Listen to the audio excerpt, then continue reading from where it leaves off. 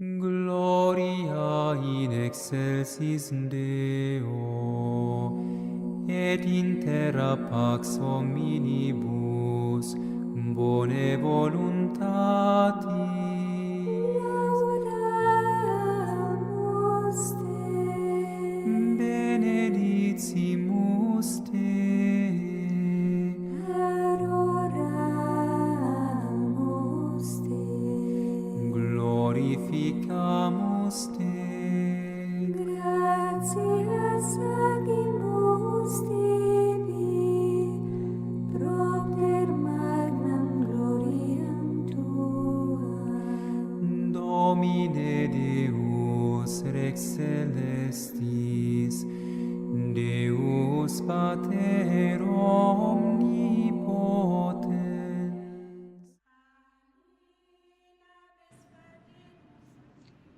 Vendredi 26 décembre 2025. Nous célébrons Saint Étienne, premier martyr. Évangile de Jésus-Christ selon Saint Matthieu, chapitre 10, les versets 17 à 22. En ce temps-là, Jésus disait à ses disciples : « Méfiez-vous des hommes, ils vous livreront aux tribunaux et vous flagelleront dans leurs synagogues. Vous serez conduits devant des gouverneurs et des rois à cause de moi. Il y aura là un témoignage pour eux et pour les païens. Quand on vous livrera, ne vous inquiétez pas de savoir ce que vous direz ni comment vous le direz. Ce que vous aurez à dire vous sera donné à cette heure-là. Car ce n'est pas vous qui parlerez, c'est l'Esprit de votre Père qui parlera en vous. Le frère livrera son frère à la mort et le père son enfant. Les enfants se dresseront contre leurs parents et les feront mettre à mort. Vous serez détestés de tous à cause de mon nom. Mais celui qui aura persévéré jusqu'à la fin, celui-là sera sauvé. Je peux lire ce texte 2 ou 3 fois pour me permettre d'en faire mémoire pour la méditation. Pour la composition des lieux, je vois Jésus assis au milieu de ses disciples, les enseignants. Je me mets en présence du Seigneur et après avoir fait un signe de croix, par une prière préparatoire, je lui offre tout le temps que j'ai décidé de passer avec lui. Je lui demande que pendant ce temps, toutes mes intentions, toutes mes actions et toutes mes opérations soient ordonnées au service et à la louange de sa divine majesté. Puis, je demande au Seigneur la grâce de la confiance, d'avoir la foi que quand je suis dans l'épreuve, son Esprit Saint agit en moi pour sa gloire. Je me sers de ma mémoire, de mon intelligence et de ma volonté pour rencontrer Dieu à travers les 3 points de méditation suivants. Le premier point de méditation porte sur les versets 17 et 18. Méfiez-vous des hommes, ils vous livreront aux tribunaux et vous flagelleront dans leurs synagogues. Vous serez conduits devant des gouverneurs et des rois à cause de moi. Ici, Jésus prévient que la mission s'accompagnera de souffrances et de trahison. Je réfléchis. Je vois le contexte et le contraste. Au lendemain de la solennité de Noël, où nous avons fêté la naissance de Jésus notre Sauveur, l'Église fête la mort de son premier martyr, Saint Étienne. Nous voyons là le contraste naissance-mort. En 2 jours, La vie chrétienne est ainsi résumée. Noël, qui appelle à la joie, à la paix, et la persécution de saint Étienne, qui rappelle qu'être chrétien passe par la souffrance. Je suis invité à vivre deux attitudes de ma vie de chrétien, deux réalités qui sont palpables. D'un côté, la confiance et de l'autre, la souffrance. Je me remémore des moments dans ma vie où j'ai souffert à cause de ma foi.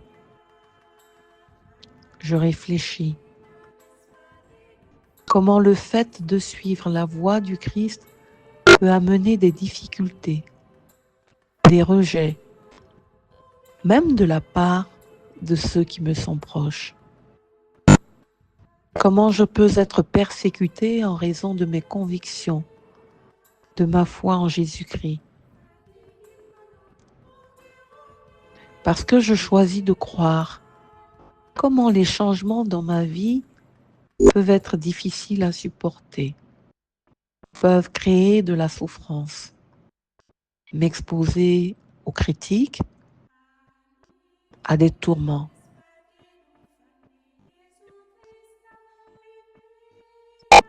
Je réalise comment la vie présente ici-bas n'est pas le temps de la félicité éternelle.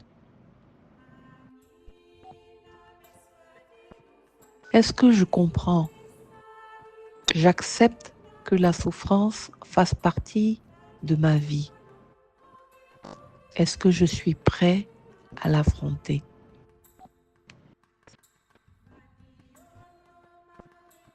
Le deuxième point de méditation portera sur les versets 19 et 20.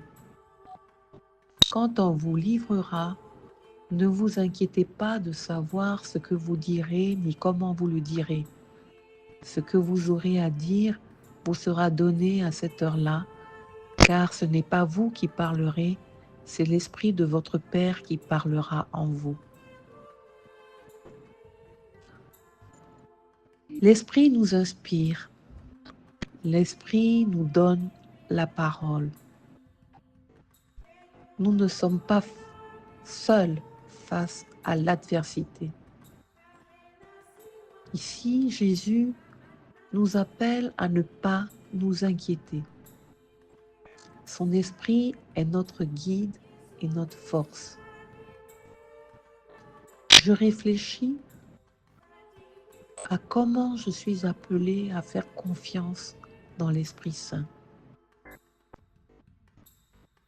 Comment est-ce que je réagis face à l'opposition ou à l'incompréhension des autres à cause de ma foi?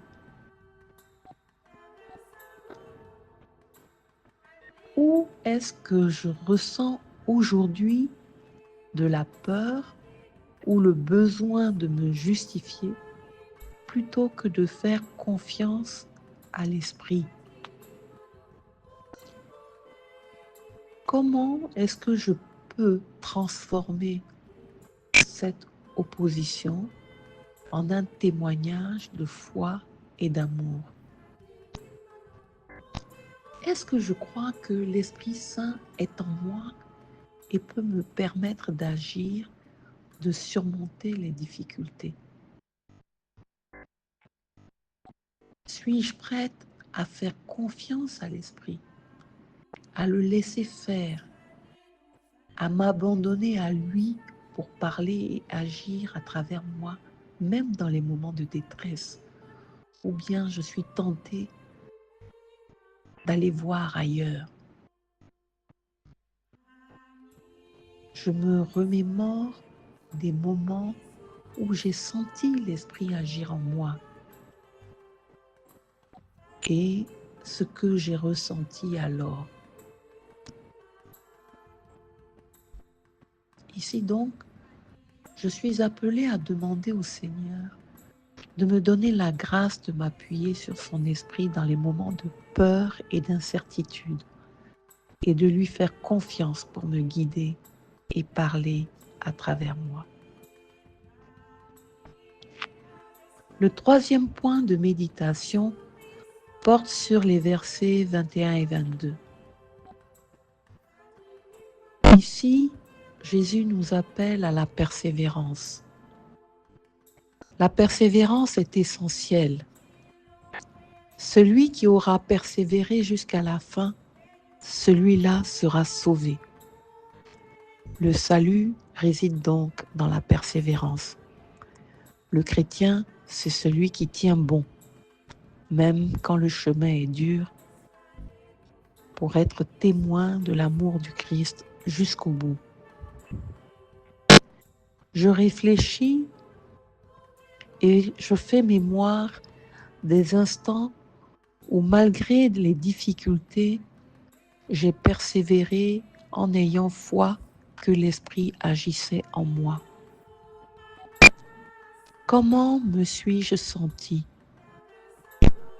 Quels en ont été les résultats? Est-ce que je suis prêt à témoigner jusqu'au bout, malgré les obstacles, même au sein de ma famille? La séparation entre ceux qui acceptent la parole du Christ et ceux qui la rejettent. Est-ce que je suis prêt à aller jusqu'au bout pour sa gloire? Comment, dans ce monde où tous semblent s'opposer à Dieu, je peux persévérer dans ma foi? Est-ce que je peux voir mes propres difficultés comme des occasions de témoigner de la victoire de la vie sur la mort en vivant le mystère pascal?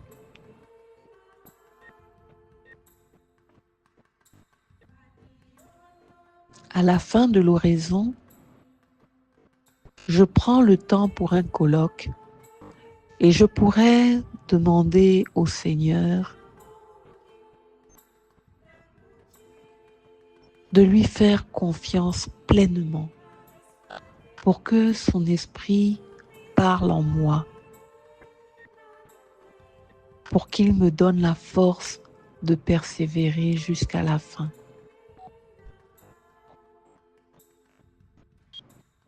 Puis, je pourrais finir par âme du Christ ou un autre Père.